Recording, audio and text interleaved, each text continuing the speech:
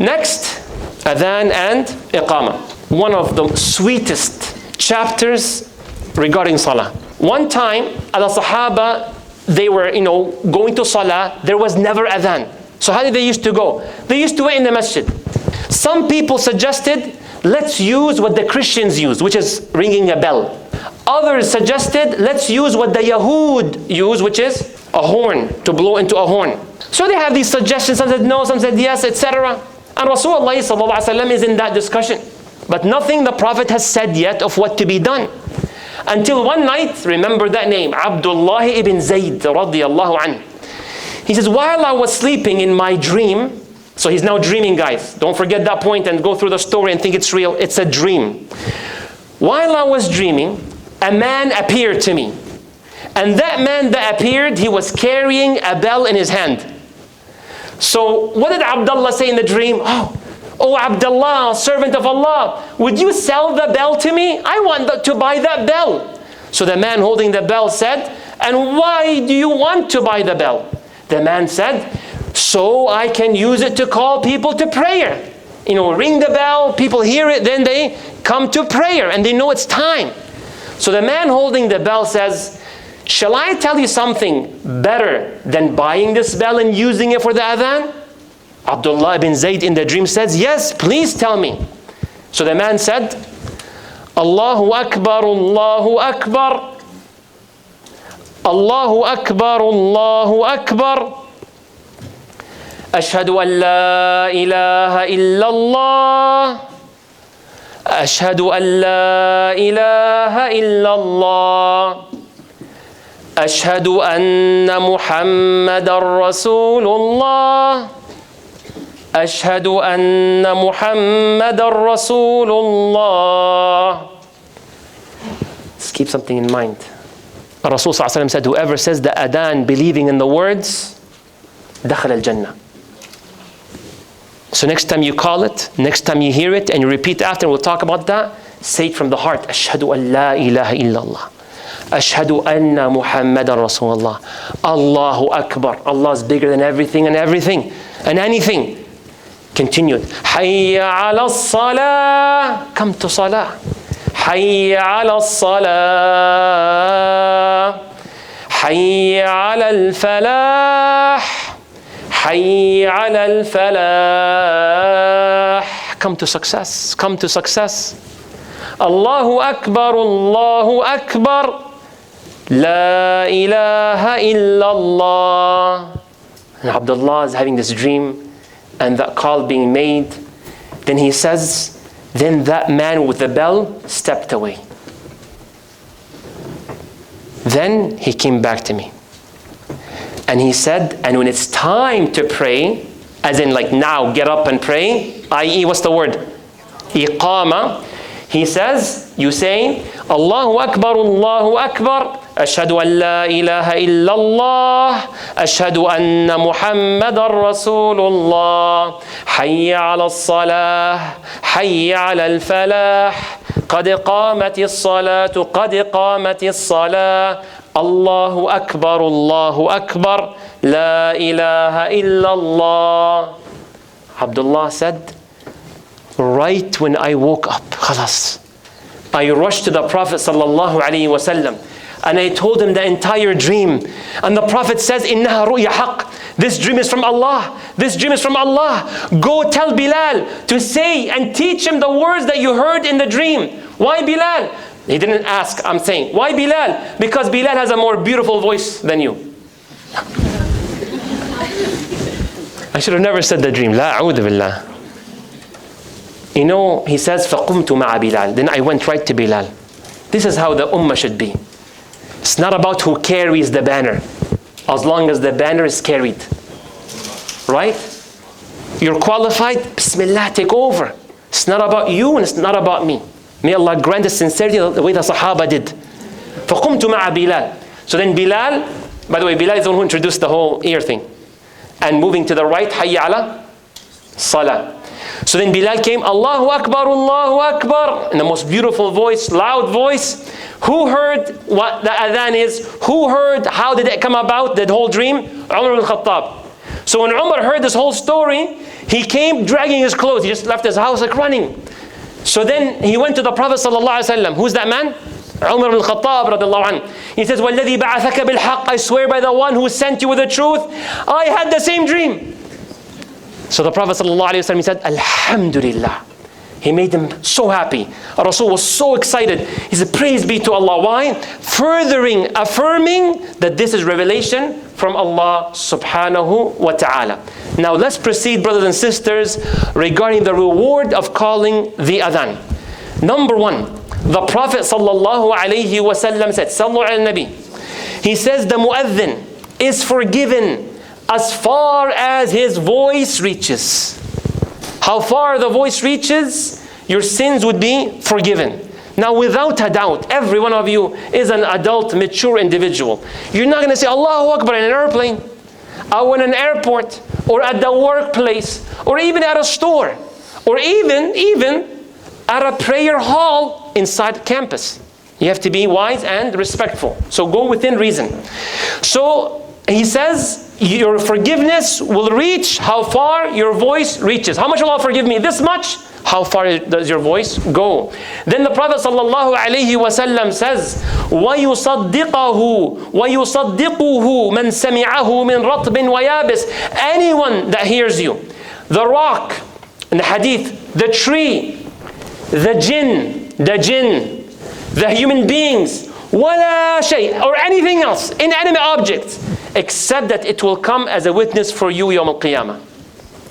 Like, okay, how does that benefit me? What do you mean? You have all this crowd coming on the Day of Judgment telling Allah, Ya Allah, please forgive him for that. Ya Allah, please forgive them for doing this. Why? Because they called the adhan and we are witness to it. You know how people say every vote counts? Every witness counts. And that's Yawm al-Qiyamah. And then the third, in this one hadith, lovely reward. I'm sure many of the people now will give adhan more than ever before. Anyone that joins the salah, you get the reward of their prayer. Like, how rewarding is one salah? If you pray one salah, how rewarding? It's incredible. It's the pillar of Islam. Reward is beyond your imagination. Anyone that joins you because of your adhan or hears your adhan, you get the reward of that individual that comes. The fourth and last, and here, as I mentioned to you earlier in the first session, technically we could have skipped this session. I mean, this segment, reward, because it's not really fiqh, right? Like, how do I make adhan and what do I say? But this is where the khushu' comes in. That's where the heart getting softened. May Allah grant us wisdom and balance. And the fourth, you may ask, what if I was by myself? And that's a question that many of us may ask on campus and the workplace. Should I do adhan or not? Why not? Why not? And I give you now evidence to do it when you are by yourself and the reward with it. All in one hadith. Ready, inshallah? The Prophet sallallahu alayhi wa sallam said, يَعْجَبُ رَبُّكَ عَزَّ وَجَلَ. Allah is amazed. Ya Allah. Allah is impressed at a shepherd on a mountain top. A guy in the middle of nowhere with his sheep. يُؤَذِّنُ الصَّلَةِ, and calls adhan. Allahu Akbar, Allahu Akbar. There's no one except his sheep and the mountain and the trees. But he calls adhan. So the Prophet says Allah is impressed, is amazed. Why do you think he would be amazed? When you remember Allah, when no one is watching, you are amazing. When you shut down a window or an advertisement or something inappropriate that came by and you could have seen and no one would rebuke you, you're not under surveillance, and you said, but Allah is watching me, you are amazing. May Allah make us of those who respect Allah when no one else is watching except Him. So Allah said, the Prophet says Allah is amazed. He makes adhan, wa yusalli. Then he prays. So Allah tells those in the heavens, look, because of one guy who's not known to anyone, who's by himself, Allah tells the heavens, انظروا لعبد هذا, look at my servant, يؤذن, makes iqamah, prays, يخاف مني, he fears me. He knows I will hold him accountable. It's not mom or dad. It's not spouse or child. It's not community members or leadership. It's only for me. He fears me. قَدْ غَفَرْتُ لِعَبْدِي. All your sins are forgiven. وَأَدْخَلْتُهُ الْجَنَّةِ, and you go to Jannah. That's the fourth one. Allah is amazed by you. Allah forgives you and grants you Jannah. May Allah make us of those who fulfill that. Say Ameen. Ameen Ya Rabbal Alameen. Now you're like, oh, wallah, these mu'adhineen are the luckiest people. Now everybody wants to be a mu'adhin. صح? You're like, now you understand, and I understand why the Prophet ﷺ said, if the people knew the reward of the adhan, they will fight over it. Now it makes sense? Now it clicks more than ever before? So, oh, you who does not give adhan, how do you feel about this? I feel the same way as you, because I don't usually give adhan. There's a reward of repeating after the mu'adhin. What's the reward? The Prophet ﷺ had a complaint. Oof, someone submitted a survey. Right? Someone went to the Prophet ﷺ and said, Ya Rasulullah, Inna al-mu'adhinin yafdilunana. Mu'adhinin took over. Mu'adhinin are banking all these good deeds. Forgiveness. Witnesses. What else? What's the third one? Multiplied rewards. Fourth one, Jannah and forgiveness. They took it all. So now you can see how the Sahaba are thinking. So the Prophet ﷺ tells them a shortcut in a way, advice. He says, قُلْ كَمَا يَقُولُونَ. Say exactly what they're saying. Meaning, if you follow and repeat after them, you will get all the reward that was mentioned. Follow, just repeat after the mu'adhin. But we know something, that when we inshallah going to repeat after the mu'adhin bi'idhnillah subhanahu wa ta'ala, there are parts that you don't exactly say it the way the mu'adhin says it. So the mu'adhin says, Allahu Akbar, Allahu Akbar. What should you say? Allahu Akbar, Allah. There's a point where the hayya part, the hayya ala salah and hayya ala al-falah, come to prayer, come to success. The Prophet told us, sallallahu alaihi wasallam, do not repeat those. Do not repeat those. Why? Part of it is that they're already making the call, come to prayer. So you don't need to say, come to prayer. Right? Come to success. You're already here. Right? Or you're hearing it. So the mu'adhin is making the job, is doing the work. But for you not to miss out on four statements, hayya ala salah, hayya ala salah, hayya ala falah, hayya al falah, the Prophet sallallahu alayhi wa sallam told you instead in these four, what do you say? La hawla wa la quwwata illa billah. There's no change. There's no power except by whose will? By the will of Allah subhanahu wa ta'ala. And the ulama, they analyze it.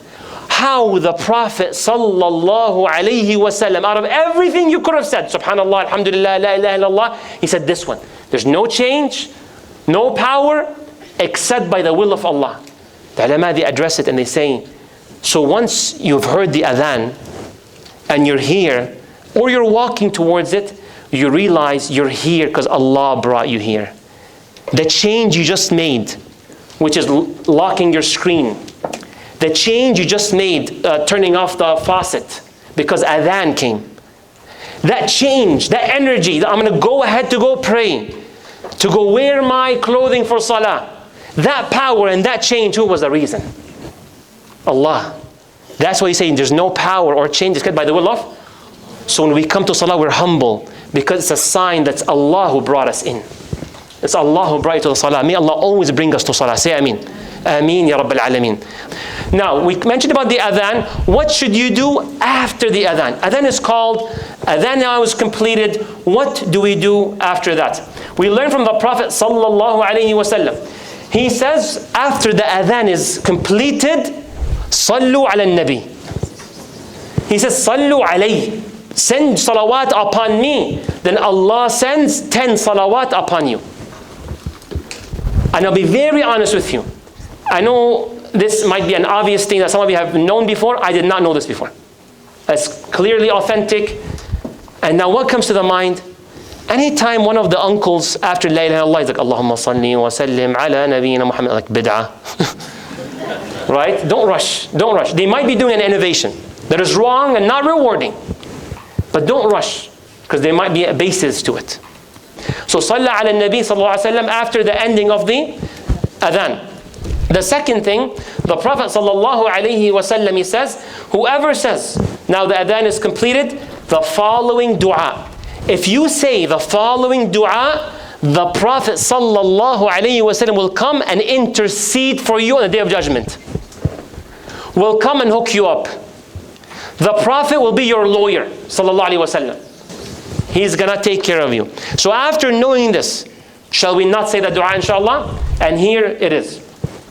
So I have the Arabi, I have the transliteration, the translation, and broke it down to 3 parts. The dua is Allahumma rabba hadhihi da'wati tamma. Oh Allah, Lord of this perfect call. What's the perfect call?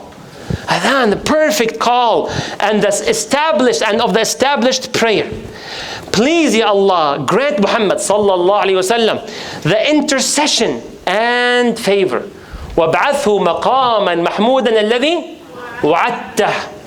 Now, what does al-wasila here? There's 2 words. Al-wasila, you see in Arabic, it's called intercession.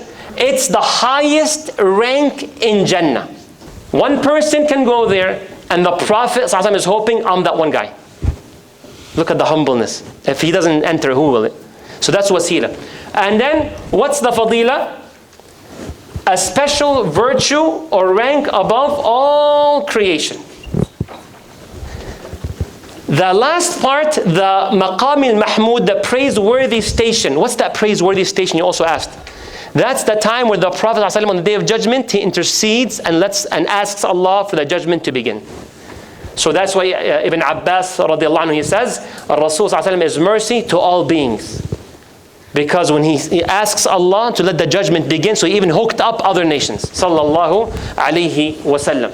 Last but not least, there might be more things to do after Adhan. What's the last one? Who wants to take a shot? Last one?